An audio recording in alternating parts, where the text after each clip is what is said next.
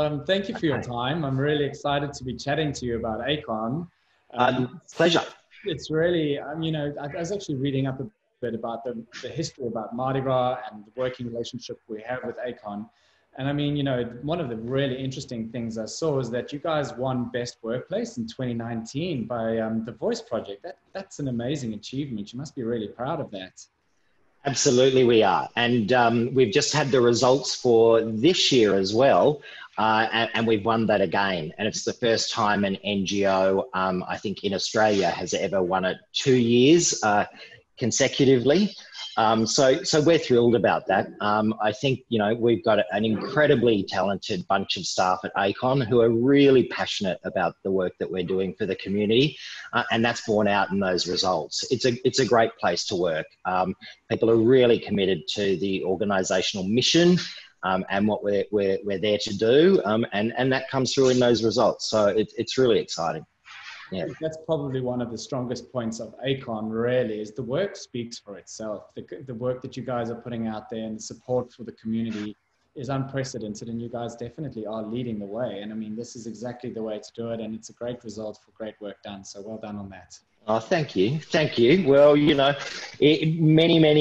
people contribute to that result. And many of our partner organisations like Mardi Gras and 2010 and BGF and Positive Life and, the whole fabric that is our community. And those events couldn't happen without that partnership. And indeed, contributions from volunteers.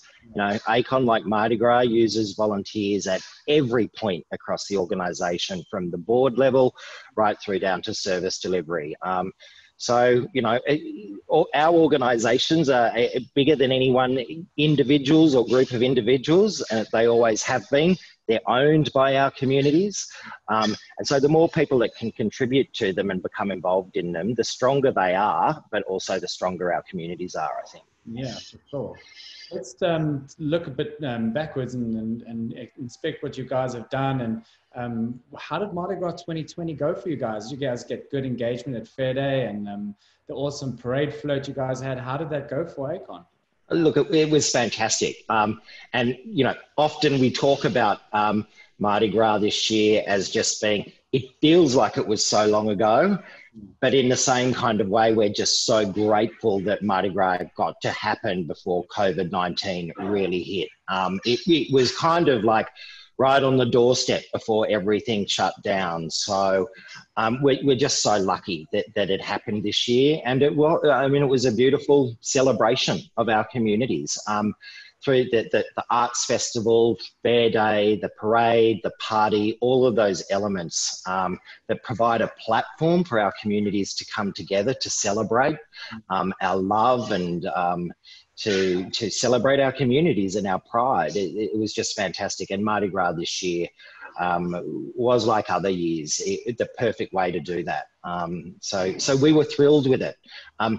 Mardi Gras is so important to ACON, and it always has been, going back over now 3 decades of partnership with Mardi Gras. It really provides a platform for great community engagement, for us to be talking from ACON's perspective about health issues that are really playing out in our communities, and to put a bit of a spotlight on those issues, as well as to celebrate. And 2020 Mardi Gras was exactly that. It was a real joy.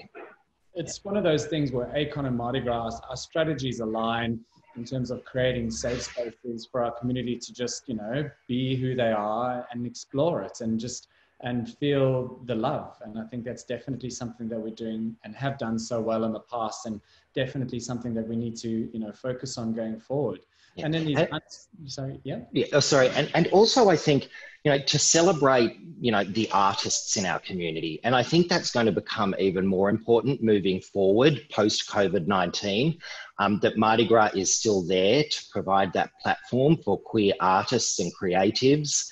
As you were saying, we're seeing a real decimation, if you like, at this point in time of creative industries in Australia, and we can't let that happen to Mardi Gras. We need to mobilise and rally around that. Because it's absolutely about a celebration of our love and our pride, but it's also about, you know, celebrating and giving a space for creative artists to step forward. And I think that's going to become really, really important in future years. And Mardi Gras is the perfect vehicle for that. No, I agree. And I mean, that's exactly right. COVID has put us all in a really, really funny situation, such uncertain times. How's life been for ACON and these restrictions? Are you all working from home? What services are still happening? You know, how are you guys still operating? What's going on there with you guys? Yeah, look, absolutely. That first week where things shut down quickly and people were kind of told to work from home, we of course, like at every organisation, had to kind of really think through what this meant for service delivery. But the key driving force in our decision making was that we needed to remain open. There were going to be a lot of vulnerable people in our communities that would need our support. So pretty much we've done that. ACON in Sydney is open 5 days a week, so people can come in, particularly people that need access to clean injecting equipment through our drug and alcohol programming, but all of our counselling services are still there, transition to telephone or digital counselling services. We're still running community forums now on Zoom, and we've got a whole series of those coming up as well that have already happened. And indeed, our branches in regional areas are also open. We've pulled back a bit, so they're open Monday, Wednesdays and Fridays. So we've probably got about 20% of our staff still actually delivering face-to-face services, including like meal service delivery for people who are vulnerable, door-to-door, or they can come in and get some food packages from ACON.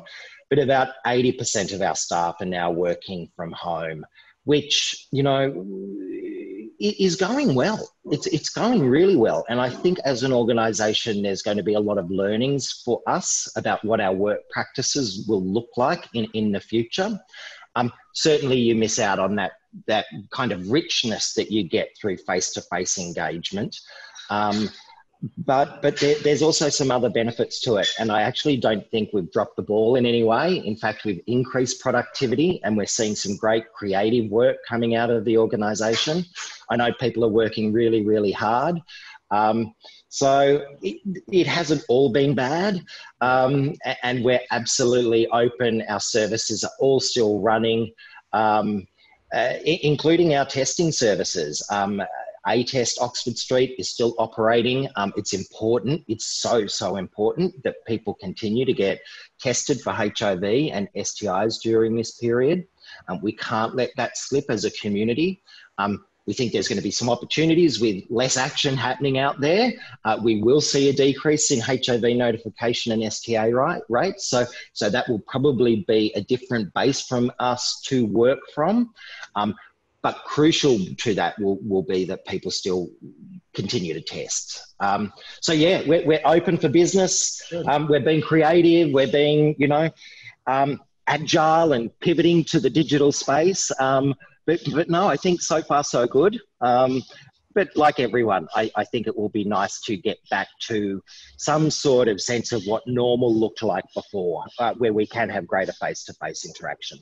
Well, I mean, that's exactly right. Same as with Mardi Gras. We're all working from home and making sure that, you know, we continue to do the good work. And, you know, leading into that in these unprecedented times, messages coming from ACON going, stay at home, don't hook up. I mean, we've never seen things like this before from you guys.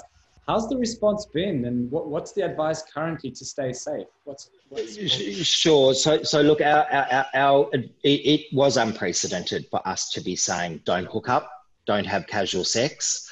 And you know, we had to do some work around what that was going to look like, how we presented that. We're an incredibly proud sex-positive organisation. We've never in Australia gone down the path of demonising or stigmatising sex, and we believe sex is absolutely a healthy part of a healthy lifestyle. It's great for mental health. It can help with sleep, reduce stress. It increases intimacy. There's so many great things that you derive from having good sex. So it was kind of difficult, unprecedented for us to put that sort of statement out there, but absolutely I think it met with community expectation and was in line with community expectation. People understand that, you know, in an environment like COVID-19, which isn't a sexually transmitted infection, but critical, like HIV is, but critical to that is social distancing. Yeah. And so while government restrictions are being eased and you can have 2 or 5 people in your home, you're still expected to remain, you know, physically distant, if you like, when they do enter that place. So that doesn't really change the messaging around not hooking up is still important now because there's just risks associated with that.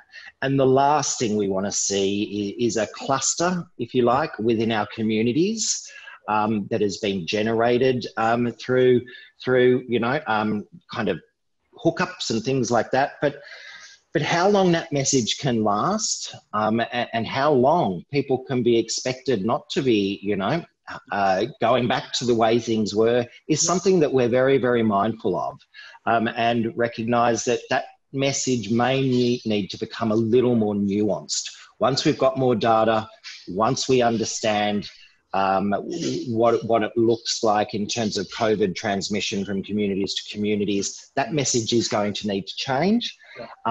But at this point in time, that message holds that we're kind of strongly discouraging people from hooking up and having casual sex. Yes.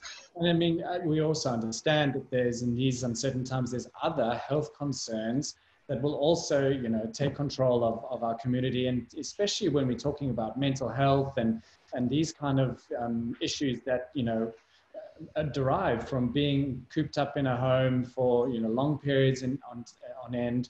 What's your advice for those seeking support around these other additional concerns, not only specifically from sex?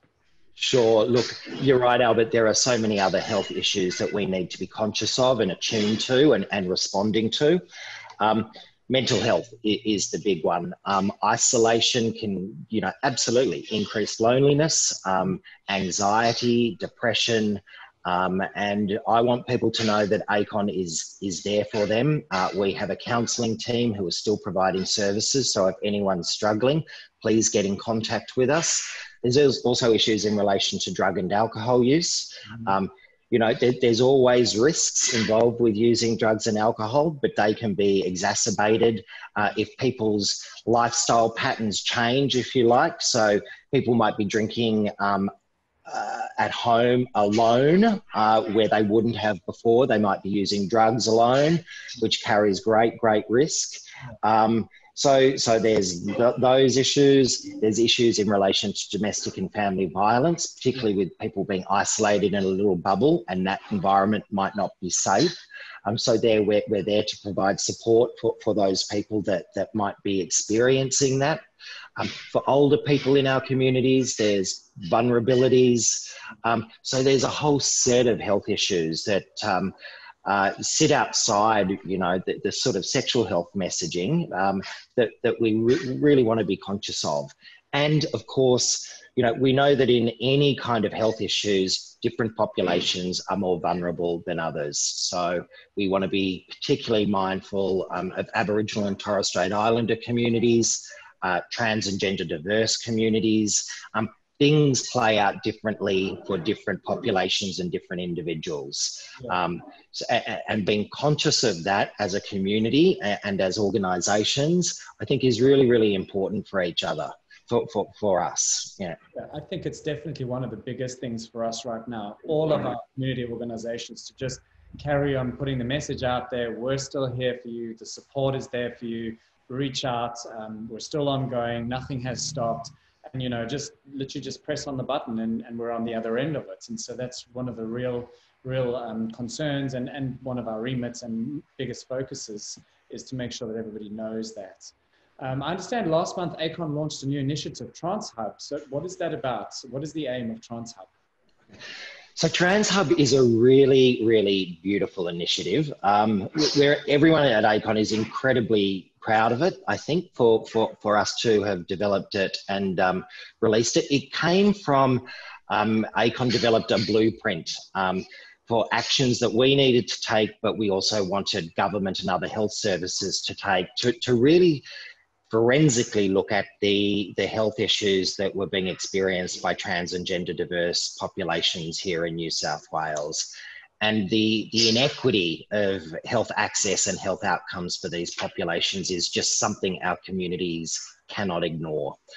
They're remarkable and they're horrifying in lots of ways. And we knew we needed to be doing more, a lot more as an organisation. So we developed a blueprint based on a lot of consultation.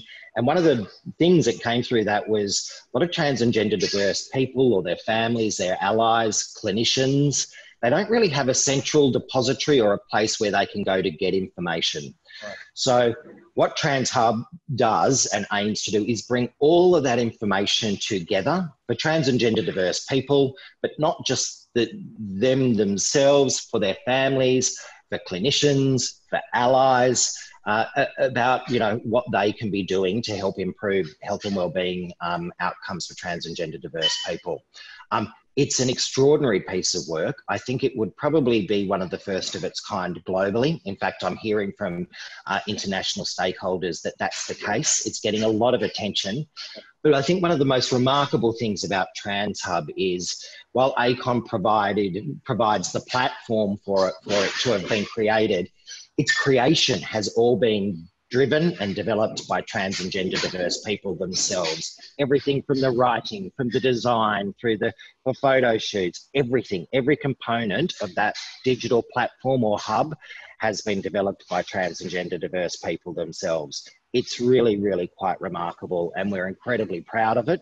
And I think it's going to go a long way to providing that information that people so desperately need. Yeah. I think, and that's exactly, one of those things why we're so proud to be partnered with ACON is these phenomenal initiatives that are truly focusing on our marginalized communities and supporting them by way of things that, we'd never even think possible. And again, leading the way on a global scale, phenomenal initiative. I'm really, really excited to see how this is going to roll out, and we'd love to hear back from you perhaps later on to see how it's actually working for you guys and what the result is. Absolutely. And we'd love to. I mean, all of us in our communities need to, I think, be, responsive to people in our communities who are vulnerable. And at the moment, we know that vulnerability for trans and gender diverse people is much greater. So the more ACON and Mardi Gras and other organisations can see that and work collaboratively around that, then the stronger those communities can become. Yeah. And creating the spaces and the visibility for trans and gender diverse people within our organisations is really, really critical for us to do that.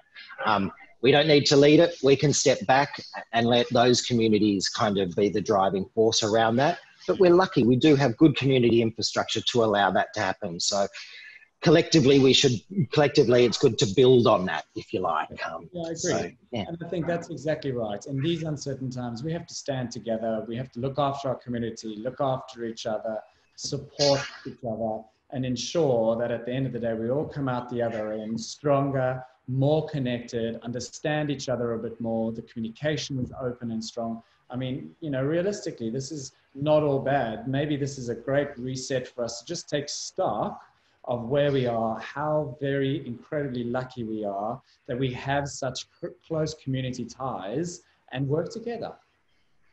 Look, I couldn't agree more. I think in New South Wales particularly, we have such great community architecture, if you like, with the different organisations that we have. And there's a long history in New South Wales, I think, of partnership and collaboration.